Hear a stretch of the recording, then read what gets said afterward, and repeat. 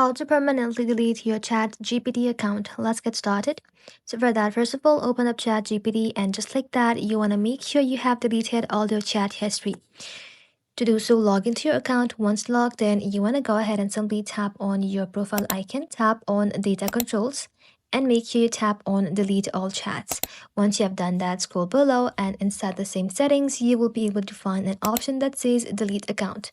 Click onto it and you will be asked to refresh your login. So go ahead and simply log back into your account again. Once you have done that, repeat the same process. And inside here, you want to go ahead and simply tap on delete account one more time.